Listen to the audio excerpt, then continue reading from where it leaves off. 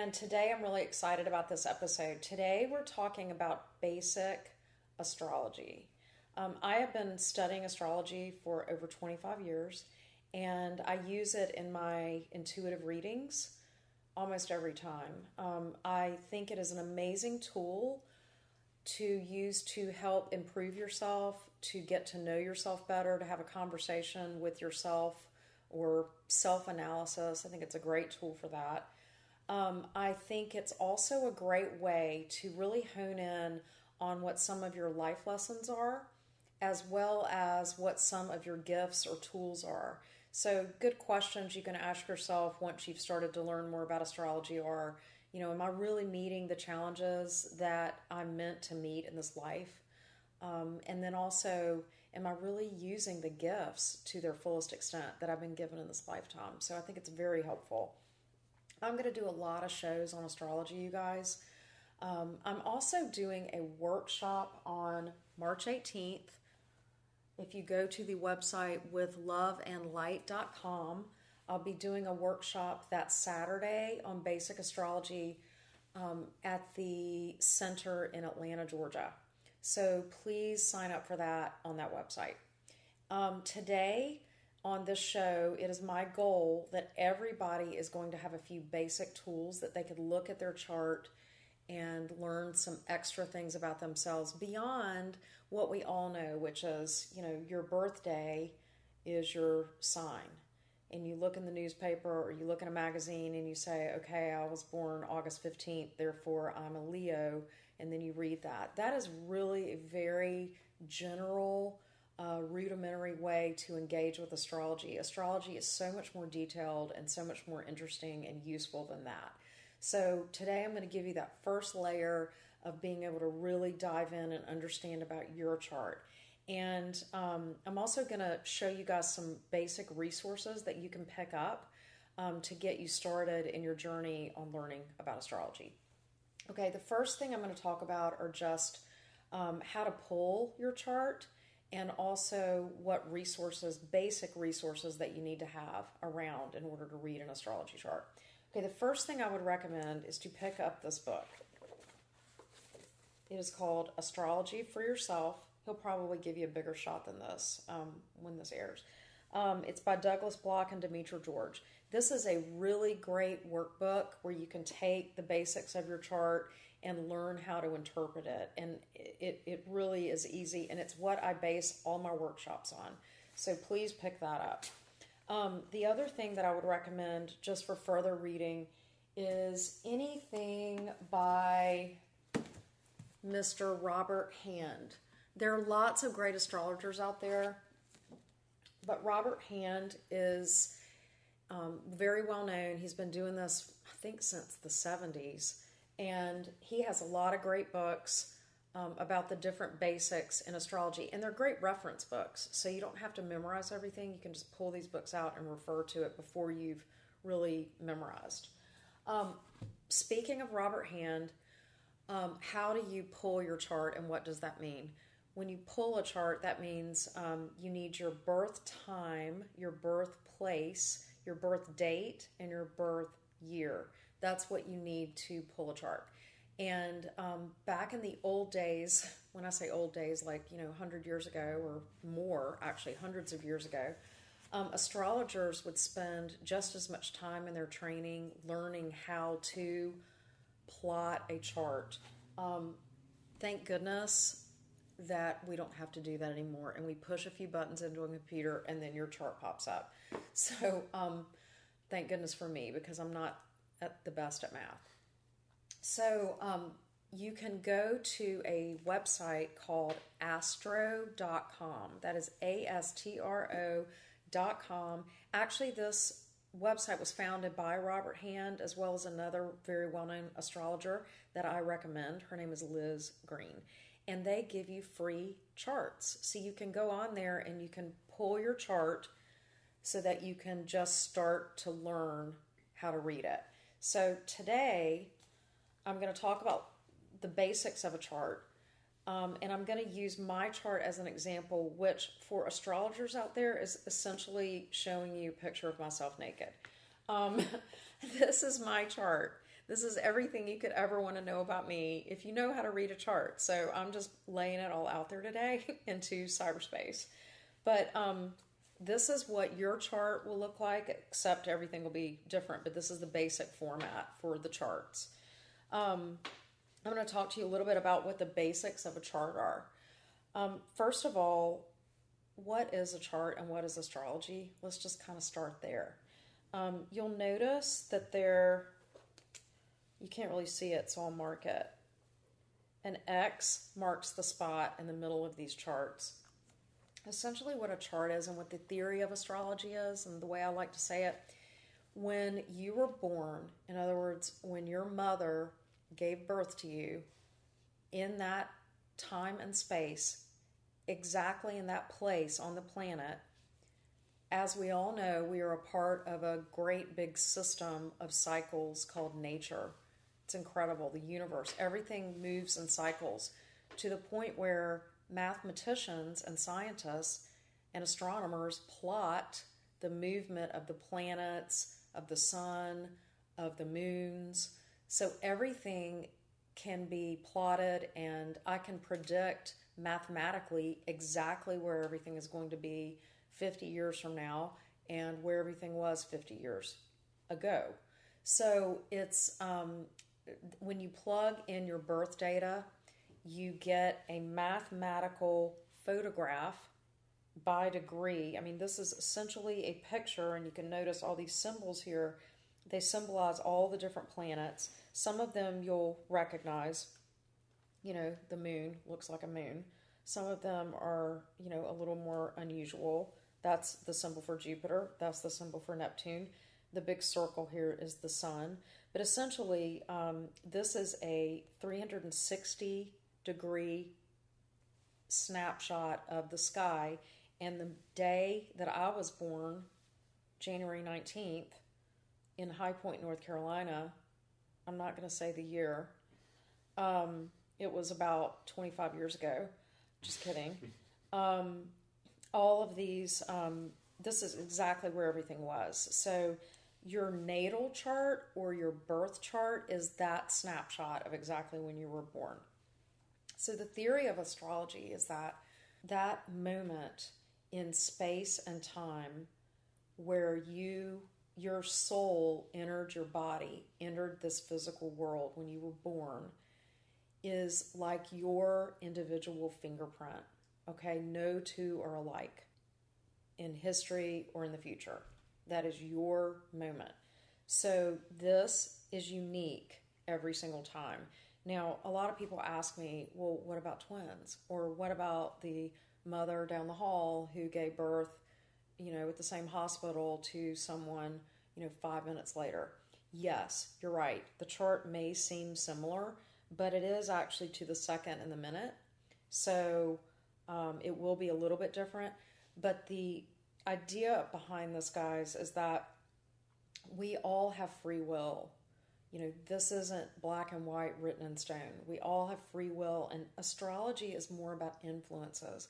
So we're given our challenges, we're given our personality, we're given our tendencies, we're given kind of our energy that leans one way more than another way. We're all extremely individual, and this gives us a soul mission. There's so many ways we can look at a chart, creative ways we can look at a chart, but really at the end of the day, it's the soul's personality and choice to, as you go through life, you know, go left instead of right. You know, choose this partner instead of this partner, choose this degree instead of this degree.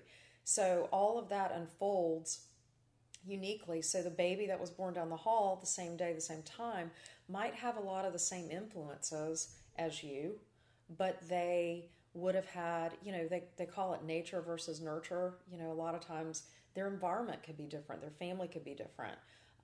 They could make very different choices than you. But I believe, and I have been doing this for many, many, many, many years, there are definite similarities and definite energies and challenges and gifts that I see when I look at charts over and over and over again. And it really is, what are you doing with it? How are you incorporating that into your life and your story? So Today I'm going to talk about the 3 building blocks of a chart. You know, most people know their sun sign. And what that means is, and we'll look at mine. Mine is right here. It's a circle and the sun, and then that's the degree and the minute. Your sun sign is what part of the sky the sun is in over a year, in a 360 degree circle. So if you think about it, if there are 12 signs, which really all a sign is segmenting the circle. 12 parts make an equal circle, 360 degrees.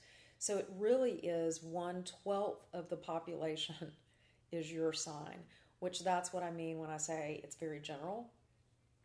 So to say that you're like every Leo that was born, 1/12 of the population doesn't make any sense. And it's why a lot of people, when they first get started with astrology, they kind of blow it off because they go, well, that's kind of me, but that's not really me. Well, it's because it's so general. So we're going to talk about where the sun works in your chart and how to add to that so it can get more specific and be more useful for you. So I call these 3 components the 3 legs of the stool. The sun and where the sun is in your chart, or your birth sign, is 1 leg of the stool. And it's important, but it's only a third important. There are 2 other things that are very important. The other really, really important part of a person's chart is your ascendant. And that is right here. It is noted typically in charts with an AC that means ascendant. A lot of people talk about this with another word. They call it a rising sign. And essentially what a rising sign is, this is why you need the time for a person's chart. This is why I'd like to have the hour or the minute for a person's chart. This is exactly where the Earth was when it was rotating when you were born. So the sun sign is what day the Earth was in its rotation around the sun, right? And then the ascendant is exactly where it was when it was rotating. So there are 12 different signs on the ascendant every 24 hours. So there's roughly 2 hours per sign every day. So that's why this is important. Now, and I'm going to talk to you about what all these mean in terms of your personality in just a minute, but I'm going to get to all 3 first. The other most important leg of a stool in a person's chart is the moon sign. So this is what sign the moon was in when you were born. So between those 3 things, if you learn nothing else today, if you could go to a website, I recommend astro.com, but there are many others, and plot your chart, put in your birth time, your birthday, your birth year, and where you were born, you will be able to pull this chart, and then hopefully by the end of this time, you'll be able to look at these 3 things and maybe put a more detailed picture together about your own astrological chart. So let's talk about what each of these 3 components mean to you. I'm going to start with the ascendant. And, you know, I use this. People who have had a reading by me have heard me say this before. But I like this metaphor. And that is, if you were driving in a car and you're in a neighborhood and you're just looking at houses, when you see a house and it's the first impression that you get of that house, that is really your ascendant. I call it a person's curb appeal. It is your first impression. So if I see a house and it's very modern and austere and looks actually kind of cold and there aren't very many plants and it doesn't seem very approachable, you know, that is one impression I get. When I knock on the door of that house and I go into that house, how that person is living and what that next impression of how that person lives, their mode of living, that's your sun. Your sun is how you live, okay? It's how you do things every day. It's the type of energy that you exhibit when you're doing your life. Okay, it's like what your priorities are. What are my priorities? What are the things that I care about the most in terms of my lifestyle and how I live? That's your sun. Your moon, if I'm in that person, so let's say I walk into this big modern austere house, and then all of a sudden I walk into the house and there's a party going on, and the kitchen is full of yummy food, and it smells great, and there's beautiful music. That's very different than my first impression. So a lot of times people's ascendant can give off a very different first impression than who they really are, and you might need to get to know them. You know, it might be that your ascendant is not very compatible with how you live. So I love people like that because, you know, a lot of times what they advertise is not what they're selling. And we all know people like that. And it could be good or bad, but a lot of times it's not congruent.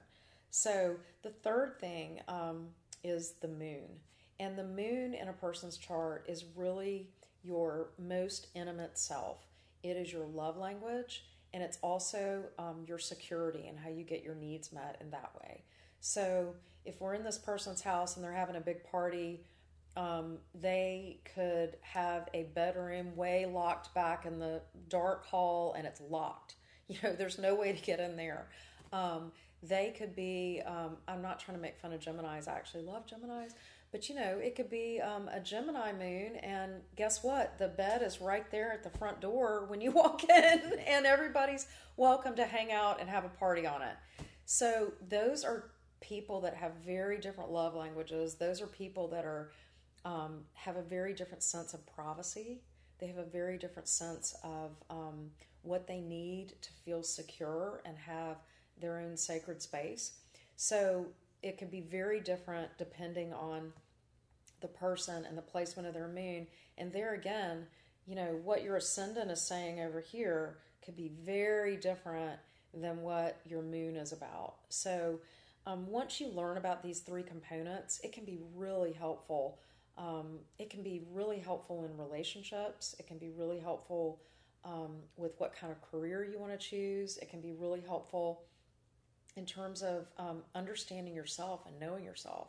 Like at times, why do I feel confused? Or, you know, why, you know, that description doesn't match me, but that matches me. I promise you, if you do your chart in this way, you will have some aha moments. One of the first moments I ever had when I was doing an astrology chart, which made me love astrology, was when I did my chart. And I realized that I was a sun in Capricorn, which I'd always known what my sign was. But I am right on the cusp of Aquarius, so that already gave me kind of an interesting dichotomy, because if you're on the cusp, you're typically borrowing from both signs all the time. You're fluid, you go back and forth. What do they say? Gender fluid? I'm sign fluid. I'm sun fluid. And then when I learned what my ascendant was, everything started to make sense to me. I'm an Aries ascendant. So that kind of moment is really, can be really helpful. So let's talk about a few of the ways that a sign can affect a moon and how you can interpret that. So, for example, I am a Taurus moon. If you have a Taurus moon, you are a person who has Taurian traits when it comes to your love language, your sense of security. So what do we know about Taurus? Taurus loves home. So anybody with a Taurus moon needs to have a really stable home environment. Tauruses are ruled by Venus. So what does that mean? All the things about Venus you're going to need in terms of your love language and how you get your needs met and feeling secure. In other words, that's all the senses because it's Venus. So that means your home needs to be beautiful. All the senses need to be okay with your home. In other words, the music needs to be nice. The colors need to be pleasing. It needs to be orderly. It needs to be clean. It needs to smell good. Any of those senses are really important. How do you love somebody when you're a Taurus moon. A Taurus moon is going to be somebody who, loves to cook for somebody. That's how they're going to show you that they love you. They're going to give you nice things. They're going to probably give you things for your home. They love sex. Yeah. Anything about Taurus and a Taurus moon, sexuality is going to be very important to this native. Also, just touching and physical affection is very, very important to a person with a Taurus moon. So let's talk about somebody with a very different moon. Like, let's talk about, I'm going to pick on Geminis again. Again, I love Geminis, but let's talk about a Gemini moon and just how different that is from a Taurus moon. So a Gemini moon is an air sign and it's ruled by Mercury. So what is a person's love language who has a Gemini moon? They are going to want to be able to talk to somebody. They're going to want somebody to be their best friend. They're going to care a lot about somebody who can have a great conversation with them. They're going to want somebody who's not boring. Unlike a Taurus moon people are going to want routine like a Taurus. Geminis, no. If you want to kill a love relationship with somebody and they have a Gemini moon, give them routine, consistency, all of that. The best gift you can give a Gemini moon if you are trying to court them or you're in a relationship with somebody with a Gemini moon, surprise them with a trip. Or give them some sort of vehicle that is fast, like a jet ski or a car or a bike. Give them a Sky Miles number and say, honey, look, Delta card, you can put airplane tickets on it. That's a Gemini gift, okay? What would you give a Taurus moon person? You'd give them perfume. You would give them delicious wine. You would like candles. You would say, honey, I cooked dinner at home tonight. I surprised you with dinner. Let's stay home. A Gemini would be miserable in those environments. So learning what your moon is really important so you can help people that you're in relationship with know how to love you. And also learning, somebody you're in a relationship with, what is their moon, whether it be your child or your partner or your friend or your boss, to really understand what is their language. Because you may be doing what you think would be the greatest thing in the world, but that's not what they think is their best gift. So moons are one of my favorite things to know about in someone's chart. One other thing I just want to say, if you learn about compatibility with different signs, in other words, Taurus is really great with Capricorn, or Pisces is really great with Cancer. If you just know in general what signs are harmonious with each other, if you were wondering if you've met somebody and you want to know, is this person going to be my boyfriend or my girlfriend, or could I ever marry this person? Your sun signs aren't as important to me. It's the moon signs. I would look at the moon signs and see, are they compatible? I have had people come to me for readings and they have the most compatible charts ever when it comes to their sun signs or their ascendants, and their moons are square. And I look at it and I'm like, I get why you guys were attracted to each other, but I bet you're fighting about this, or I bet she gets annoyed about this with you, and it just never fails. So if you're wanting to know more about a relationship, look at the moon sign. Ascendants. Let's talk about that for a minute. The one main thing you want to know about an ascendant, not only is it your first impression, but it also is how you would defend yourself or those that you love in a very dire situation. So what's interesting, I'll give you an example, Aries ascendant, which I am. I am actually a very calm, non-aggressive, very logical person. I wouldn't say I'm passive, but I'm a very logical, calm, thoughtful person. If I am really threatened, or somebody that I love is really threatened, my Aries kicks in, and it's not pretty. I am extremely physical. I I'm the one who will jump in front of the bus. I'm the one who, if somebody gets attacked, I will jump in there and start to fight. Can you believe that? People don't even believe that about me because that's not who I am. But that's what's so interesting about astrology, because my ascendant really tells people that if they care to learn that. So, somebody who could be big and bold and boisterous, they could have a Libra ascendant, and, the minute, things go down, they go up here and they get real calm and they go, wait a minute, everybody stop, we need to think. It's an emergency, let's think, let's come up with a plan. That's somebody who's a Libra ascendant, how they would handle it. I hope that some of these examples help you guys understand how to go to your chart, and the first thing I would do is figure out what sign my moon is in, and then I would think about how that sign might affect what your security needs would be or what your love language would be. And then I would do the same for your ascendant. So go find your ascendant and say, wow, that sign would be more my first impression on people. And also, if I were in an emergency situation, is this how I react? You might be very surprised to know that you are some signs or have a big influence with some other signs than you thought you did, because your sun sign could be very different, and most of the time it is, than your moon sign and your ascendant. So I hope that some of these tips help you guys start to have a conversation with yourself about your chart. It is, I want to also say a little something about astrology. I use astrology in a very intuitive way. It's my hope that when you are working with your chart, that you don't get so bogged down in all the technicalities of it, and that you start to have fun with it and you use it as a tool to have a conversation with yourself about yourself.